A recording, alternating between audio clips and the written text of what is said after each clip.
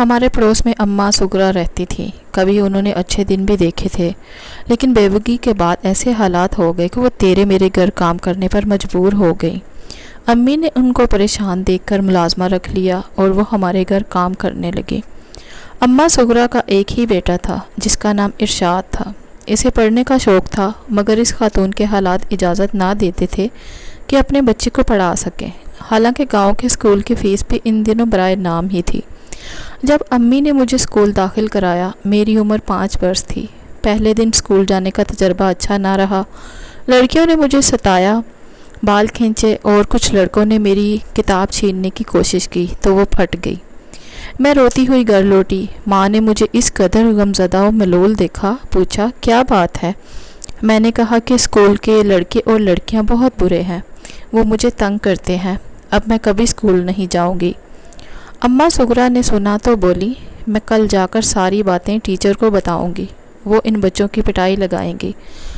اگلے دن جب میں اماں سغرا کے ہمراہ اسکول جانے لگی تو ان کے بیٹے ارشاد نے کہا، اماں اگر آپ مجھے اسکول داخل کرا دیں تو میں دیکھوں گا کہ کون نورین کو کچھ کہتا ہے، میں اس بچے کی ایسی پٹائی لگاؤں گا کہ وہ یاد کرے گا۔ اس پر امی بولی، بیٹے تم اسکول میں داخلہ لے لو اور نورین کے ساتھ آیا جایا کرو، تمہاری فیس، کتابوں کا خرچہ سب میں دوں گی۔ اماں سغرا کی تو دلی مراد پر آئی۔ اگلے دن ارشاد کو اسکول میں داخل کرا دیا۔ وہ عمر میں مجھ سے 4-5 سال بڑا تھا۔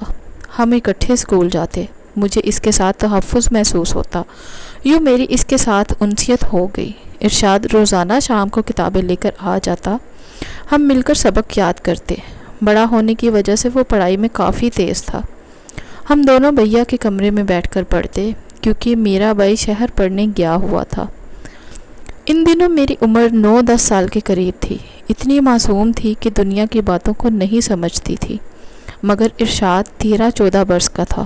اس کے بارے میں گھر والوں کو کوئی بدگمانی نہ تھی۔ امی اسے اپنے بچوں جیسا سمجھتی تھی اور اب زیادہ اس کا خیال رکھنے لگی۔ کہتی تھی کہ ارشاد اسکول میں نورین کا خیال کرتا ہے، تبھی شریر بچے اس کو تنگ نہیں کرتے۔ یوں ہی 2 سال گزر گئے۔ اب ارشاد میں کچھ تبدیلی آنے لگی۔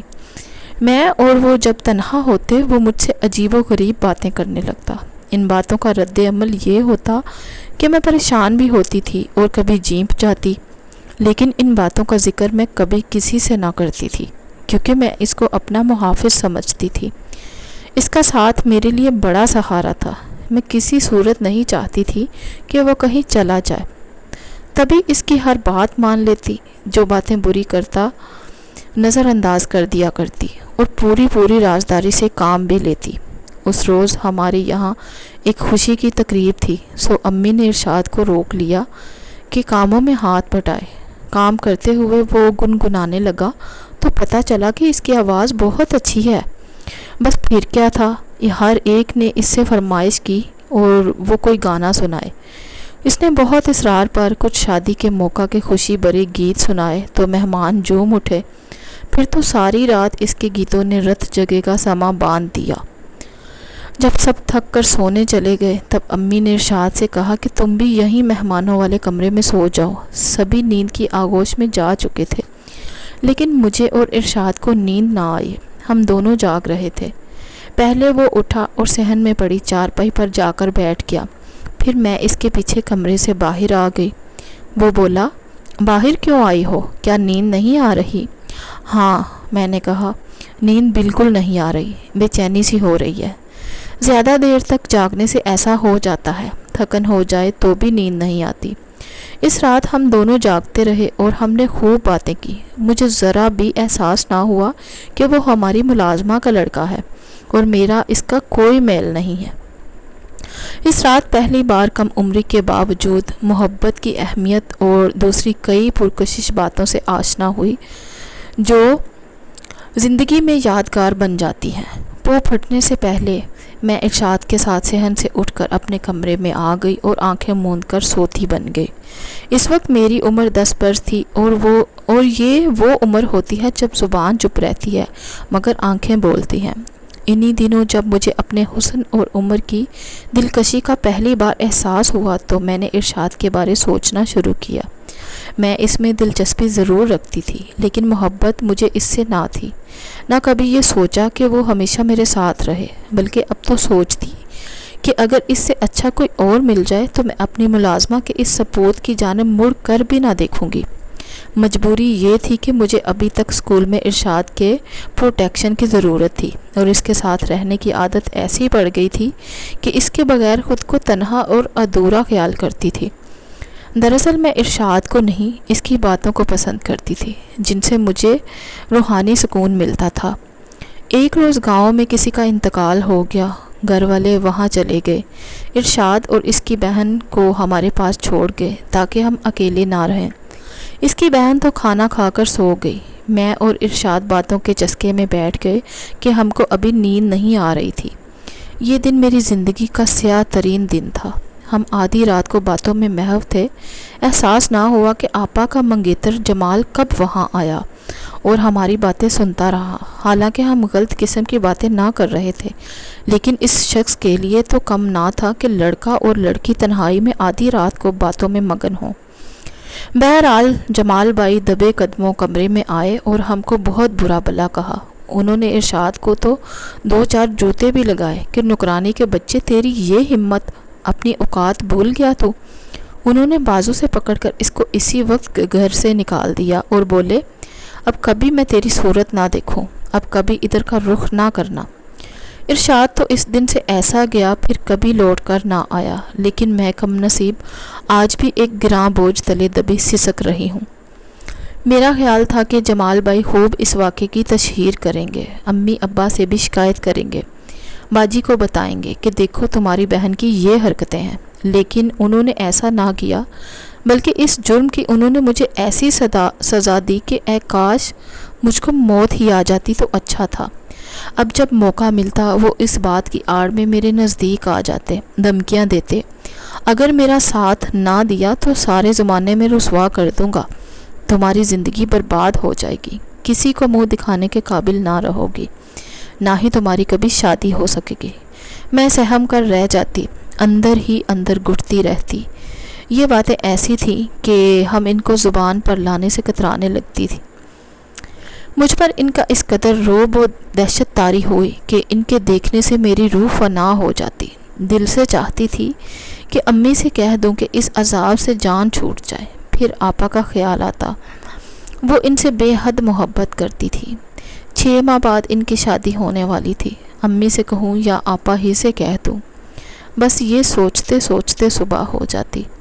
میں ایک کم سن بچی، عقل کم اور خوف زیادہ، اتنا حوصلہ تھا اور نا اخلاقی جرت، اور جمال کا یہ عالم جب تنہا دیکھتے باہ پکڑ لیتے۔ تب دل سے دعا کرتی، یا اللہ کہیں سے آپا یا بھائی آ جائیں اور اس مردود کو دیکھ لیں، بے شک مجھے جو برا بلا کہیں، لیکن اس خبیث انسان کا تو اسی وقت فیصلہ کر ڈالیں گے۔ بہت دکھ ہوتا تھا اپنی بزدلی پر۔ سب کہتے، نورین کو دیکھو کتنی اچھی تربیت ماں نے اسے دی ہے کہ چپ رہتی ہے، خواہ چپڑ چپڑ نہیں کرتی، فالتو بات تو کرنا جانتی ہی نہیں، جیسے اس کے منہ میں زبان ہی نہ ہو۔ اچھی لڑکیوں کے یہی طور اتوار ہوتے ہیں کہ فضول میں ہر وقت باتیں نہ بگاریں۔ بہت عقل مند اور سنجیدہ لڑکی ہے۔ تبھی میں سوچتی، اے کاش کہ میری زبان ہوتی، میں چپڑ چپڑ ہی بولتی مگر بول سکتی۔ اب تو کسی نے میری قوت گویائی چھین لی تھی۔ ایک بار ہمت کر کے آپی سے کہا، آپی آپ کے منگیتر اچھے انسان نہیں لگتے، آپ ان سے شادی نہ کریں، انکار کر دیں۔ میرا اتنا کہنا تھا کہ وہ غصہ سے ببک اٹھی، کیوں؟ کیا تم مجھ سے جیلس ہو یا جمال تم کو پسند آ گئے ہیں؟ کیوں نہ کروں میں ان سے شادی بھائی؟ کیا تم کرنا چاہتی ہو جمال سے شادی؟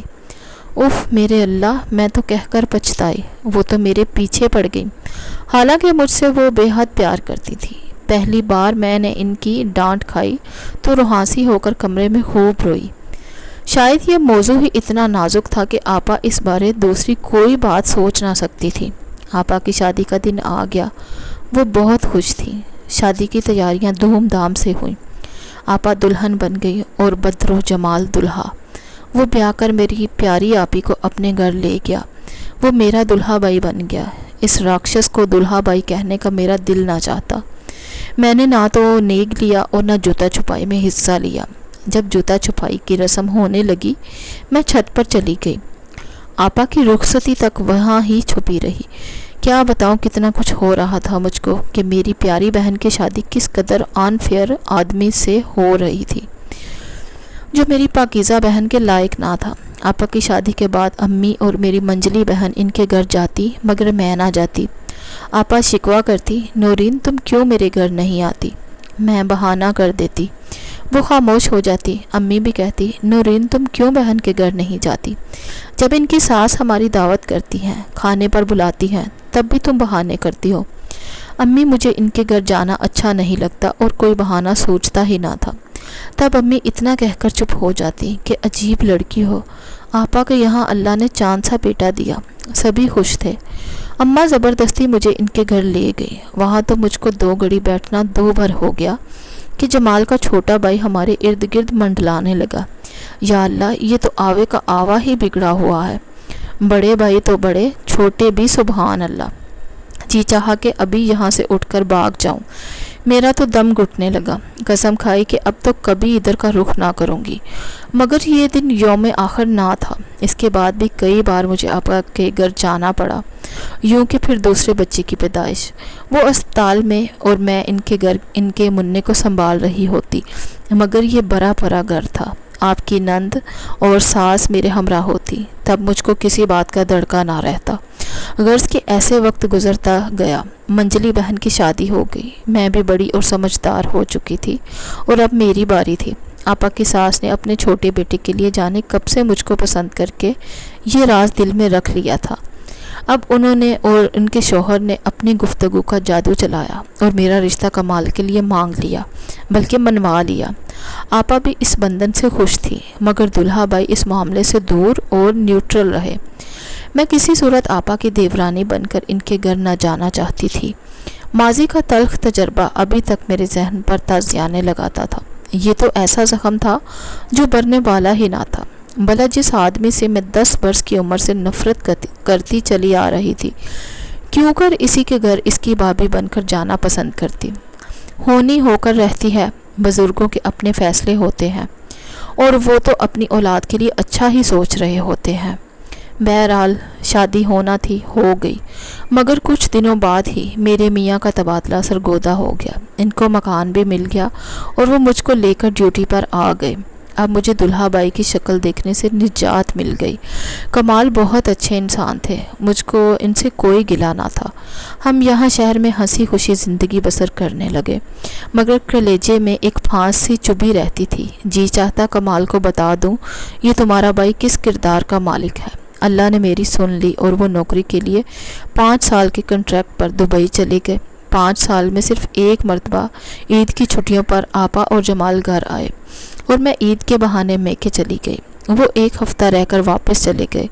कोई तवीलुल मुद्दत प्रोजेक्ट था और अभी मुकम्मल ना हुआ था, लिहाजा इनको दोबारा 3 साल के लिए कॉन्ट्रैक्ट पर रख लिया गया।